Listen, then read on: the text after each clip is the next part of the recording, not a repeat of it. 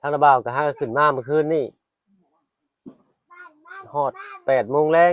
หรือว่า2 ทุ่มบ้าคือว่าแม่นมันพอเลย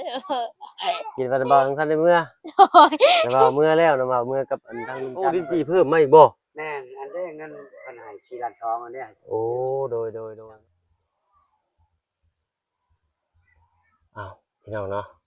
เปิดคลิปเปิดภาพมาบัดนี้ก็อยู่พี่แหละพี่น้องนะบ้านกระดับเมืองเสปูนแขวงสวรรณเขตเด้อพี่น้องเด้อเนาะเอามาเบิ่งเวียกงานอีกคือเก่าพี่น้องเนาะเพิ่นปรับที่ให้ทางน้องกองมีเพิ่นป๊อโตมาเห็นเล็กๆจนสิจื้อบ่ได้พี่น้องเนาะคิดว่าเพิ่นย้ายไปอยู่ไสเนาะต้นมะม่วงก็บ่มีบาดนี้บ่มีฮอดห่มสิให้ส้นพี่น้องเนาะพี่แหละสิได้จอดอยู่ใต้ห่มพักขี้เหล็กพี่แหละพี่น้องเนาะบาดนี้ทีมงานเฮามาก็ได้เอาก็สิส้นเช้าได้แต่ยามมื้อเช้าแล้วบาดนี้เนาะโอ้โตเนาะเพียงต่อมม่อมบาดนี้อยากเนินนิดหน่อยนึงเนาะอันจากเชียงสูงนิดหน่อยนึงในหันพี่น้องเนาะเอามาอัปเดตบ้านช่องกันซานของน้องกองมีเพิ่นพี่น้องเนาะทางบุญสารวัตรเพิ่นก็ได้ปรับเนื้อที่แล้วก็ที่ดอกที่ดินทางน้องเพิ่นเรียบร้อยพี่น้องเนาะมาเบิ่งกันต่อว่าสิมีขั้นตอนใดแน่เนาะเป็นเสาดินหรือว่าเสาไม้ทางบุญเพิ่นว่าเป็นเสาดินพี่น้องเนาะได้อบรมทางสร้างเพิ่นเนาะโธ่ฮ้อนคือเก่าพี่น้องเนาะมื้อนี้ก็ได้มาดู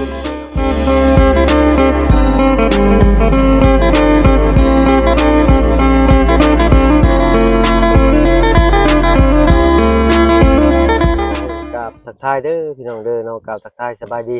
ผู้ใหญ่ใจดีและ FC เบิร์ดทุกท่านที่เข้ามารับมาชมช่อง YouTube บ่เพิ่งเคยหลายคือเก่า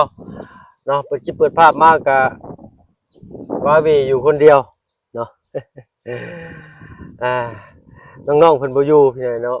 ไปโรงเรียนคือว่าทางน้องใจดีเพิ่นมีข่าวดีทางเบาเหย้าพี่น้องเนาะแล้วก็น้องเพิ่นก็เป็นไข้โอ้ยเพิ่นบ่ได้ไปโรงเรียนซ้ำพี่น้องเนาะเอ้าทางน้องก็มีแล้วก็ทางน้องหรือว่าทางสาวดอกแค่พี่น้องเนาะเพิ่นก็ได้พากันลงไปเฮ็ดใบสมุนครัวให้ทางตู้แม่เพิ่นว่าไปโรงแพทย์โรงหมอจึงสบายหั่นนะเนาะโอ้โธ่พี่ต้นมะม่วงเพิ่นรุดมาทิ่มอีเบิดเลยนี่เนาะโอ้โธ่ลงจากสูงนี่เขาว่าเพิ่นรุดสลบลงมาอีกนี่ก็คือสิคักอยู่เนาะเอาก็น่าสิได้ส่ำนี้ตามงบไปแล้วพี่น้อยเนาะเอาใช้บ่มีผู้ใดอยู่เฮือนอยู่ซ่านซ้ำมีแต่ทางน้องใจดีเพิ่นเนาะทางเบาเหย้าเพิ่นมีข่าวดีมาแจ้งน้องเพิ่นโอ้ยดีอกดีใจนำพี่น้อยเนาะแต่ทางว่าเพิ่นบ่มีพี่น้อยเนาะเอาก็ขอโทษขออภัยนำหลายๆเอาพี่น้อยเนาะสบายดีทางเบาเหย้าทางน้องใจดีเนาะสบายดีบ่ได้ไปโรงเรียนบ่ล่ะไข้ โอ้ยเนาะอากาศร้อนอากาศเปลี่ยนแปลงพี่น้อยเนาะเลย เอ้าตลอดเลยได้ช่วงนี้ก็ได้ตัวคือได้หมัดใหญ่แท้นี่ไม่ได้เงินไม่ปล่อยหรอก เอ้าเงินผู้ใดเงินน้องเพิ่นนี่แหละเงินน้อง โอ้ ใจดีไว้ครับเพิ่นสมทบมาเรื่องยังไงนะ บ่เพิ่นไง เรื่องเฮือนเนาะอ๋อตู้มาบ้านนี่สะอาดสะอ้างแป้นคักอีหลีนี่เนาะก็สิได้กำไรแล้วพี่น้องเอ้ยเลยได้กำไรกับทำนั้นเนาะตอนนี้งบเฮามีเท่าใดซะบ่าวยามพอสิได้แจ้งปะลุง FC เพิ่นเผื่อเพิ่นอยากสดอยากสวยนี่น้องเพิ่นเข้ามาอีกกบธรรม มาเล็ก ดาตอน น้อ นี้ ย เนี่ยมีอยู่2,846,000เลย ส่วนน้ำมาบุญสารวัตรบ่บุญน้ำอาจารย์นี่คือว่า2ล้าน1แสนทำมาก็บ่ฮู้ว่าหมู่ผู้มาเพิ่มอีกบ่เฮาก็บ่จักเพราะว่าบ่นะเลยทางเพิ่นยังบ่ทันแจ้งมาเนาะแม่นเพิ่นได้แจ้งบ่และสำหรับงบนำบ่เสี่ยงก็ 2,000 2,000 บาทก็ล้าน3แสนที่ผมไปล้าน3พอดีเนาะ 2,000 บาทก็ได้กระตก2คนนั้นก็ประมาณ3ล้านเนาะ3ล้าน2ล้านเกือบ ฮอดบ่หา เกือบพุ่นแหละเนาะ โดย เกือบมาเบิ่งเซาได้ว่าสิได้เท่าไหร่เดี๋ยวจักต้นให้น้องเพิ่นนะพี่น้อง โดย เซาให้น้องเพิ่นก่อนเนาะเดี๋ยวเอามาให้พี่น้องเห็นเบิ่งก่อนว่าจังหน่อยเฮาก็เก็บเงินน้องเพิ่นมีประโยชน์ โดย แต่ว่าเอาไว้หล่นพอดีคือกันเซาถ้าสิเอาแบบใดเฮาก็ยังบ่ฮู้นะ โดยเบิ่งตามงบตามหยังอีกติ หรือว่าบ่เอาเซาดินให้น้องเพิ่นบ่หรือว่าใด โดย เซาไม้กับเซาดินก็บ่ยาวมองว่ามันพอๆสักกัน ราคามันอะไรเด้อ ต่างกันทุกลัดเศษ โดย ลัดเศษเนาะคือให้น้องเจียงก็ยังเอาเซาดินเลยเนาะ โดยเอาเป็นเสาดินเลยก็ดีได้ ก็มาตรฐานดี โดย เฮงดีเซาเป็นเซาไม้มันก็ผูกพังไว้ก่อนแหละ แม่นนะเจ้าเอ้ย เบิ่งก่อนพี่น้อง โดย เซาก็น้องเจียงได้ เสาเฮือนนอนเจืองบ่ทางบ่เสียงเพิ่นจัดการจักแนวใดทางบ่เพิ่นก็บ่ฮู้คือกันว่าหยังไง ก็บ่ยากกันมันแต่หลายปีเด้ โดยช่วงนั้นเจ้าก็ ใช่ก็น้องแพนนั่น อยู่หลุมซ้ำ เจ้าเล่นน้องแพนน่ะ7แสนแต่ตอนนี้เฮาก็บ่ฮู้เด้ว่าเท่าไหร่ โดยดีใจนำเด้อน้องเด้อมีข่าวดีเข้ามาตลอดเนาะใช้ติดอันไม้ให้ปลุงได้ยินเสียงแน่มันมา เอา ถึงแล้วเด้อ โดยเอาขอบคุณทำบ่ยาวหลายๆสบายดีจ้าเนาะเอาเป็นไงเนาะสภาพปลุงมาเบิ่งสภาพเหมือนซ่านน้องเพิ่นโอ้มีบันไดเลยเนาะวันนี้เนาะเอาไผเฮ็ดให้อันนี้พอเฮ็ดเองใช้ไปพาปลุงขึ้นไปเบิ่งเนาะว่าความร้อนอบอ้าวมันสิซำใดดูนี่ก็ดูร้อนครับหน้าฝนนี่บาดป้าโตเป็นไงเนาะเอาครับป้าโตร้อนอ้าวขนาดนี้เนาะเฮ็ดอันนี้โตหาบอลตั้งกล้องกูเด้อค่ากล้องก็บ่มีบาดนี้ล่ะเอ้ยไสนอเอาบักหลาจะติ้งเด้อบักหลาเด้อตั้งกล้องไว้ก่อนพี่น้อยเนาะยิงแฮงก็บ่ได้เด้นี่อึ๊บโตไสร้อนอีหลีเนาะเขาฮักกับเขามานั่งเอ้ากราบทักทายสบายดีปะลุงอีกเทื่อหนึงพี่น้อยเนาะมื้อนี้ก็อากาศร้อนอบอ้าวคือเก่าจะติ้งแฮงเด้อบักหลาเด้อมานั่งพี่มานั่งน้ำเอื้อยจ้ะพี่มาจักคนล่ะนอนอยู่นี่ ก็บ่ได้นอน จะบ่ได้นอน เดี๋ยวนอนอยู่ห้องงาน ทาง วันนี้ก็นอนกับเช้าอยู่ห้องงาน น้องเพิ่นการเว้าการจากะเข้าที่เข้าทางเป็นไงเนาะทุนเดิมน้องเพิ่นก็เป็นคนน่ารักเนาะผู้จบผู้งามปรับปรุงเรื่องการเว้าการจาอีกจักหน่อยเนาะเวลาอยู่กันหลายคนน่ะนะก็คือว่าอะไรเพิ่นก็ยังน้อยอยู่ก็อยู่กับหมู่กับครูก็สิแซวๆแน่เนาะอ้าวพอดีมื้อนี้ทางเบาเหย้าเพิ่นเข้ามาแจ้งข่าวดีบ่ล่ะ โดย โอ้มีไผเนี่ยมาแจ้งข่าวดี มื้อนี้ นี่ มีองค์มายา มีแต่เบาเหย้าคนอื่นได้ซะยังบ่ฮู้โดยหน่อยเนาะเอาเลยบาดนี้เข้า2กระสอบยังบ่ทันแกะเลยติ โดยได้เอาอะไรไว้ เอ้าพ่อกับแม่จะไปใช่ซะล่ะ เพื่อนชาวลาตะกูถู ซาลากับ ไม่เก่งๆเลยเอามีจ้าได้แก่กู ซาลากับ เออ น้องก็มีเพิ่นไปเฮ็ดใบสมุนครัวบ่ โดย สุเจ้าล่ะสวัสดีเป็นบ่บ่อมน่ะสวัสดีตะกี้ น้องหล่าบ่นี่ โดย จักปีแล้ว3ปีฮอดบ่ ฮอด โอ้3ปียังตัวน้อยๆนี่พี่น้อยเนาะ ก็รอฮอด ฮ้อนก็ฮ้อนบาดนี้ได้ค่าโทรศัพท์ข่อยสิรอดอยู่บ่ได้บาดนี้พี่น้อยเนาะเอาก็จังซี่แหละยังก็เวียงเว้นก็เอาพี่น้อยเนาะโอ้เจ็บบ้างเป็นอะไรคือจะว่าเป็นไข้มื้อนี้ตากแดดกินยาแล้วบ่ โดย บ่าวดีใจนำเด้อเนาะมีข่าวดีมาตลอดเลยเนาะเอา แม่มักถาม เอาให้เพิ่นเล่นเองเพิ่นเลาะตาบ่ เอาครับน้องอันแต่งจริงกับน้องเวียงเพิ่นไปโรงเรียนเนาะ โดย เอาให้เพิ่นเล่นเองเพิ่นเลาะ ป้ามีบ่ที่พี่ต้องได้เดี๋ยวได้ป้าต้องมีกระตาอยู่ เอาไปแม่จะบ่นะ โดย สบายดีเด้อแม่เด้อ โด โอ้ยเนาะฮ้อนเอ้าปบไปอยู่เพื่อนชาวดอกแค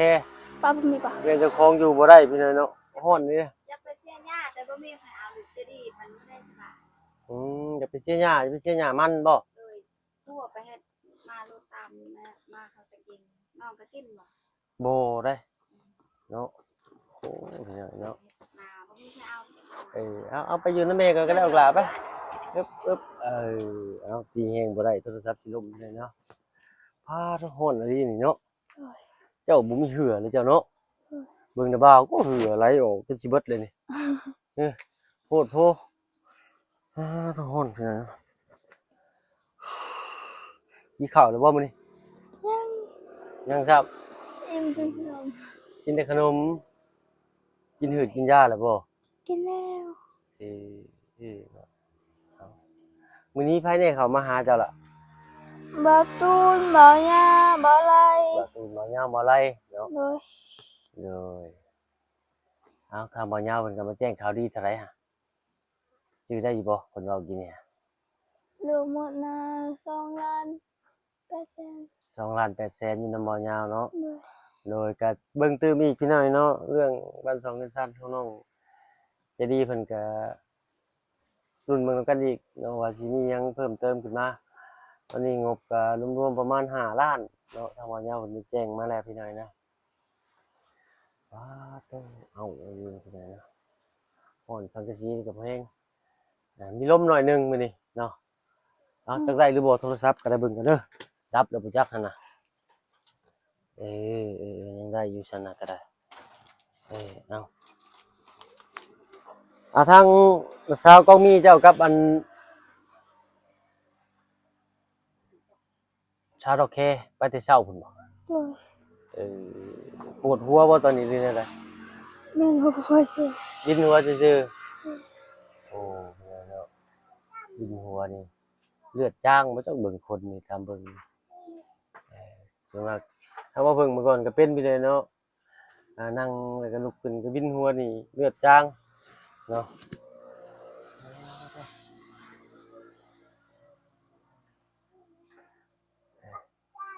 เพิ่นพอดแล้ว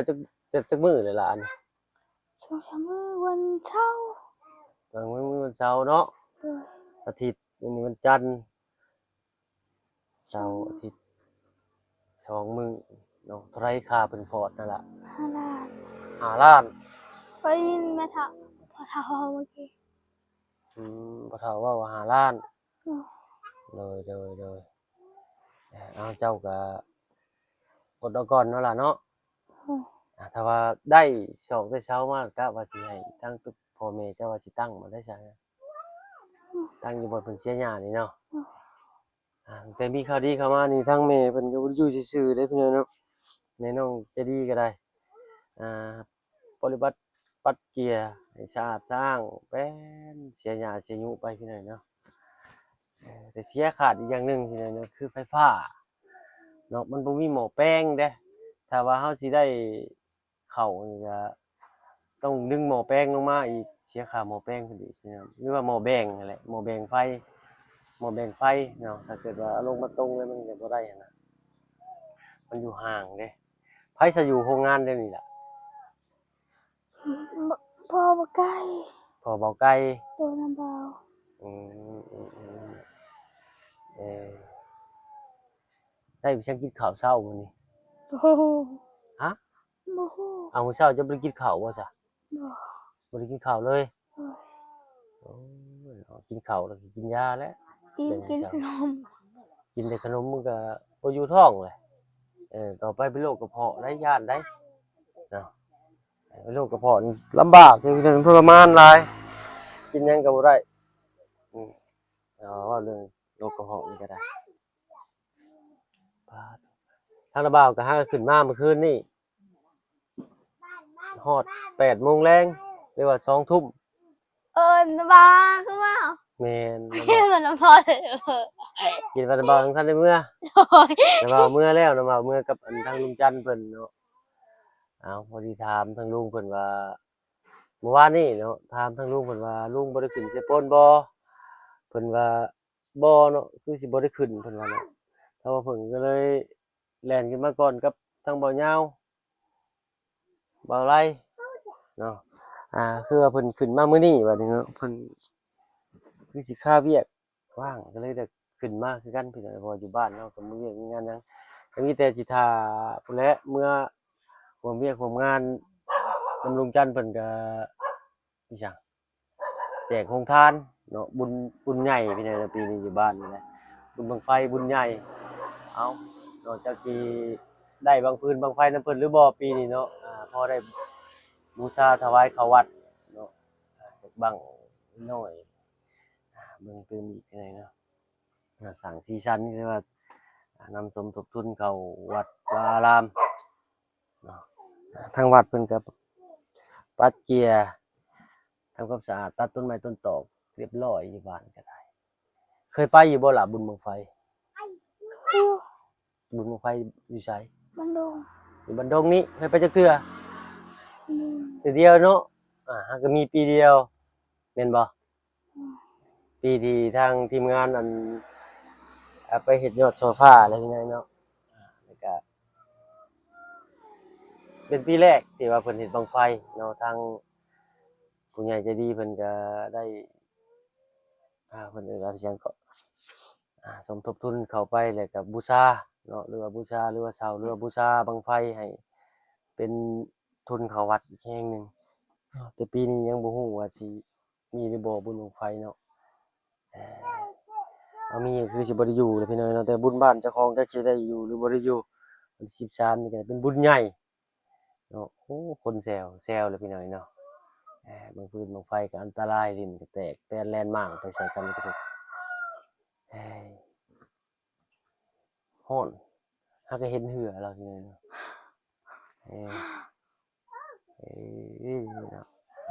เนาะก็จักสิว่าเราได้พี่น้อยเนาะถ้าว่าเพิ่นก็เบิ่งก่อนดับเลยจักหั่นน่ะยังอยู่เนาะถ้าว่าเพิ่นก็แวะเวียนเข้ามาเล่นแม่นน้องเพิ่นเนาะผู้ที่ทางน้าสาวเพิ่นก็บ่อยู่ทางสาวกงมีก็บ่อยู่โธ่กินข้าวเที่ยงกับหยังบัดนี่ ก็บ่ฮู้คือเขา ก็บ่ฮู้คือเก่าบ่ได้มีแนวแบบว่าหาเผื่อไว้บ่ฮอดยามอยากก็จังไปหาสิบ่ถ้าเป็นจังนี้สิเป็น พัก จัง อัน ซี่ นั้นพักอันนั้นพักเน่า ผักนาว โดย เฮ็ดแนวใดกินก็ อันนั้นต้ม ต้มผักชะอมจำเจียวจำแจ่วพริกข้าว2กระสอบยังบ่ทันแกะซ้ำนี่เนาะอันนี้ได้ซะมันหยังอันนี้ เข้ากัน ข้าวคือกันข้าวสารเนาะข้าวให้บ่ปึ๊บไผแหละสละมาแหละ พอมี น้อง จริง จริงๆบ่ โดย เพิ่นหาก็มาแต่ซื้อไก่เป็ดซื้อไก่ได้พี่น้อยเนาะต้องโหดเอาบ่ไหวละบาดพี่น้อยเนาะทางบ่เพิ่นก็สิได้ปัดก้นไปไวกันเด้อพี่น้องเด้อเนาะเหงื่อไหลออกเป็นลายลิตรเลยนี่ฮ้อนกระเต้าเนาะ โดย เต้าลึพี่น้อยเนาะเอ้าเราก็ระยะกันห่างมาอัปเดตเบิ่งอีกมาอัปเดตบ้านน้องก็มีแต่ว่าทางน้องก็มีบ่อยู่พี่น้อยเนาะเพิ่นปรับหน้าน้องอดินเรียบร้อยแล้วแล้วก็แต่เข้ามาแสดงความยินดีหรือว่าดีใจนำน้องเพิ่นพี่น้อยเนาะที่มีข่าวดีเข้ามาเรื่อยๆเนาะทางนาบ่าวยังบ่มีข่าวดีมาแจ้งจะซ้ำเลยเนาะ บ่ยัง เขามาลิ้นแม่นนำก็ได้สิเนาะเอาพี่น้อยเนาะขอซั่นนาบ่าวไปก่อนจ้ะเด้อเนาะบ่ได้สิบ๊ายบายทางสาวเจ้ามาจังสิเข้ามาใหม่เนาะสำหรับคลิปนี้ถ้าว่าเพิ่นก็โอ้ลมเนาะมาแสดงความดีใจนำน้องเพิ่นเนาะก็ขอให้น้องเพิ่นมีข่าวดีเข้ามาตลอดหรือว่าน้องผู้ใหญ่ใจดีท่านใดอยากสนอยากซอยน้องเพิ่นในรูปแบบใดก็ติดต่อทางทีมงานเราเข้ามาได้เด้อพี่น้องเด้อเนาะทางเฮาบ่ว่าช่องทางใดทางเฮายินดีพี่น้องเนาะเป็นสะพานบุญให้เนาะสำหรับที่นี่ถ้าว่าเพิ่นกับน้องใจดีขอตัวลำลาแล้วพี่น้องเนาะไปสบายดีจ้ะป้าโตพี่น้องเนาะทางลุงเพิ่นจักสิขึ้นมาฮอดจักโมงจักยามพี่น้องเนาะปึ๊บโอ้ผ่านอยู่รอดอยู่โตไปล่ะอันน่ะบ่าวขอไม้แน่ปึ๊บ ตู้เอารองเท้าจอดไปอยู่นอกหรือว่าเหยียบกับบ่ได้ฮ้อนบึ้นพี่เลยเนาะอันนี้ประตูบ่นี่ฮะปิดมึงอยู่ฮะย่อไปรถบ่นี่ย่อปิดไปรถบ่นี่ เอาไปเลย ฮะ ว่าไปไหน โอ้ปิดเลยก็ชั้นขึ้นเลยนี่เนาะเอาพี่เลยเนาะโอ้เนาะกระเตาลือโอ้ได้กระตางามแท้นี่เนาะสบายดีเด้อเจ้าโดยอันกระตานี่ชื่อมัตเวียดบ่หรือว่าบ้านเฮาเนาะเอา เดี๋ยวนี้ขายเขา เปลี่ยนมาขายให้ เปลี่ยนไก่ โอ้เปลี่ยนไก่ เปลี่ยนไก่ ได้มาจากโตเมื่อกี้นี่เหรอ บ่ทันได้ไป บ่ทันได้ไปซ้ำ ก่อนไก่ตายหลายลูก มันโหดเนาะมันเอ้าเนาะ ไปมื้อนี้ดินจีเขาโทรมาว่า11 12โมงฮอด โดยโอ้ลิ้นจี่เพิ่มมาอีกบ่ แม่นอันได้เงินเพิ่นให้4ล้าน2อันเนี้ย โอ้โดย เนาะ เนาะ เฮิงแล้ว โดย มันบ่มีอันนั้นคนสิว่าชื่อแล้วมันบ่เอามาน้อยมันบ่เอามา โดย เป็นมันในโรงงานตัวนี้เอาเด้ โดย เอาให้มัน จักพันก้อนรอบนี้เหรอ รอบนี้1,200ก่อน 1,200 3,500 โดย โอ้มันจะได้มันจะได้3,700พุ่นก็เบาคันว่าน้อยขอยาแล้วก่อนโทรมา แต่ว่าน้อยเพิ่นก็บ่อยากชงเนาะ มันน้อยเด้ โดย จุกน้ำมันเขา โดย น้ำมันแพงกว่าเฮา โดยเนาะเอาวิกฤตใหญ่เลยพี่หน่อยเนาะเรื่องน้ำเมืองน้ำมัน มีโรงงานที่สั่งเนี่ยมาให้ จ้า ไปมื้อนี้แล้วชาวบ้านน่ะเตรียมเมียงเรียบร้อย โอ้อันนี้สิไปสวรรค์บ่นี่เอาเนาะเดินทางปลอดภัยขึ้นเหนือลงใต้โดยเอาถ้ารอเบิ่งพี่หน่อยเนาะทางผู้ใหญ่ใจดีเพิ่นก็ได้สมทบทุนชื่อบล็อกให้ทางพวกน้องแตงจริง คือว่า น้องแตงจริงโดย ฮะ ไอ้น้อยมันชื่อ ไอ้น้อยทางฝั่งไทยเนาะโอ้ขอบคุณหลาย บ้าน7ล้าน ๆโดย 7ล้านตาย ชื่อบล็อกไปเท่าไหร่บ่ไป ขอบมัน4ล้าน2ล้านไอ้น้อยให้ โดยเนาะเอ้า ไปจงจักรีบนะ โดยเนาะก็ค่อยๆทยอย ให้แล้วชื่อโฮมเมียนแห่งดีจังว่าให้บัดเดียวมันหลายโพด โดย คนนี้คนละอย่างเงินได้ให้คนมาหามาเอาจักกันช่วย โดยเนาะ เนาะเอาเนาะขอบคุณหลายๆไปแล้วเนาะสบายดีเจ้าพี่หน่อยเนาะเพิ่งไปก่อนพี่หน่อยเนาะบ่ไหวแล้วฮ้อนเนาะโทรศัพท์ก็สิตัดแล้วบัดนี้เอ้าสำหรับคลิปนี้ถ้ามาเพิ่งก็ขอตัวลำลาก่อนเด้อพี่น้องเด้อเนาะเอ้าอยู่ดีมีแฮงเบิดทุกคนที่เข้ามาหาชมช่อง YouTube บ่เพิ่งเคยไลฟ์คือเก่าเนาะจังได๋ก็ฝากกดไลค์กดแชร์ให้ทางทีมงานสะพานบุญเด้อพี่น้องเด้อเนาะอยู่ดีมีแฮงเบิดทุกคนไปแล้วพี่น้องสบายดีจ้า